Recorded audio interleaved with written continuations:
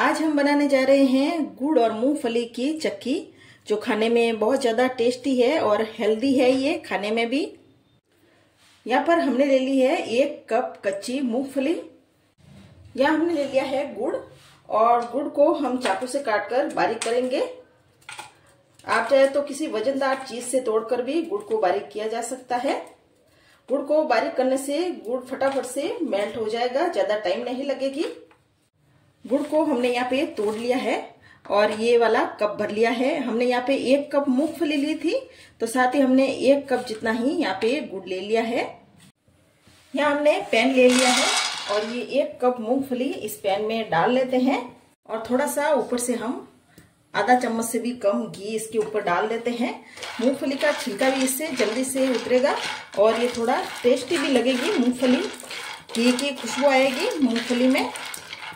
और मीडियम आंच पर हम लगातार चलाते हुए इस मूंगफली को भून लेते हैं। मूंगफली यहाँ पर हल्की हल्की सी अब भुनने लग गई है। बस इसी तरह से हमें लगातार चलाते रहना है, बीच में मूंगफली को छोड़ना नहीं है। अगर छोड़ दिया तो मूंगफली फटाफट से लग जाती है। ये मूंगफली अब भुन गई है और मूंगफली का यहाँ पर छिलका भी निकलने लग गया है और मूंगफली भी चटकने लग गई है। बस इतना ही हम मूंगफली को भूनेंगे। और देखिए छिलका भी यहाँ से आराम से निकल रहा है। अब इस मूंगफली को एक प्लेट में हम निकाल देते हैं और ठंडा होने देते हैं। अब हम इसी पैन में डाल देते हैं तिल। या मैंने सफेद तिल लिए हैं, 1/4 कप जितने ही ये सफेद तिल है। एकदम से सफेद नहीं है, हल्के हल्के से डल जैसे हैं। इनको भी हम हल्का सा भून लेते हैं। ये तिल भी चटकने लग गए हैं और हल्के से ये तिल भी अब भुन गए हैं। इन्हें भी हम निकाल देते हैं एक प्लेट में। मूंगफली को हम इस बड़े से बर्तन में निकाल लिया था ठंडा होने के लिए। अब मूंगफली का छिलका हम निकाल लेते हैं। मूंगफली यहाँ पर ठंडी हो गई है। दोनों हाथों से मसल कर मूंगफली का छिलका हम निकाल लेंगे।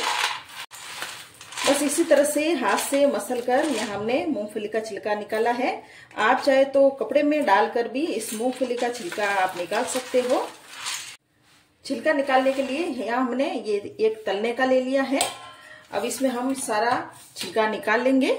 और नीचे हमने ये एक प्लेट रख ली है और इसके ऊपर हम सारी मूंगफली इस तरह से डाल देते हैं, जिससे कि छिलका आराम से निकल जाएगा।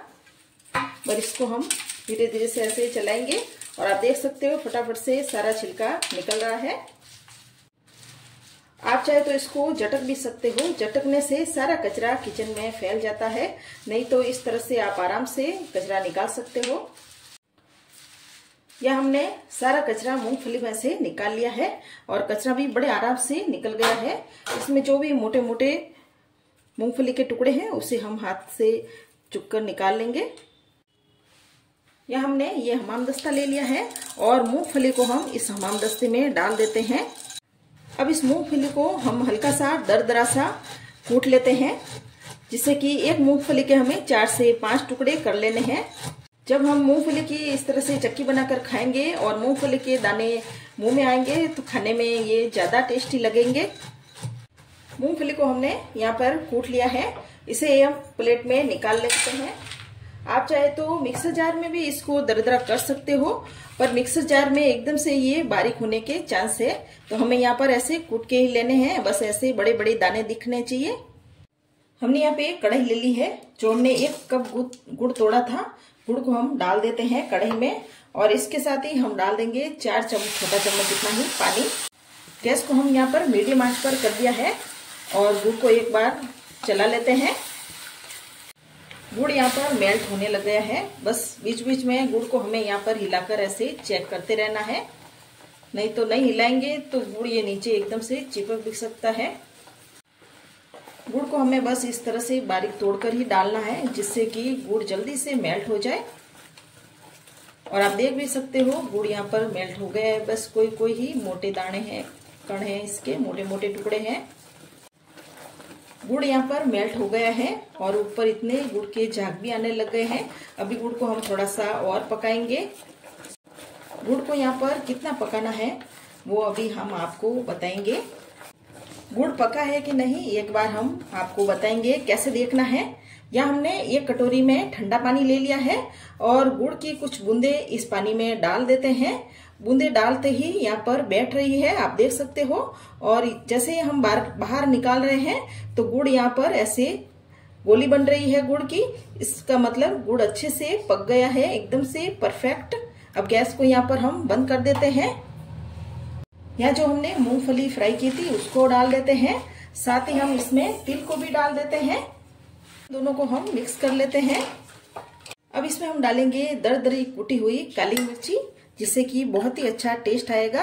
अगर आप इसमें नहीं डालना चाहते तो आप इसको स्किप भी कर सकते हैं। और थोड़ी सी हम इसमें डालेंगे कुटी हुई इलायची। इलायची डालने से भी इसमें बहुत ही अच्छा टेस्ट आएगा। इन सबको हम मिक्स कर लेते हैं।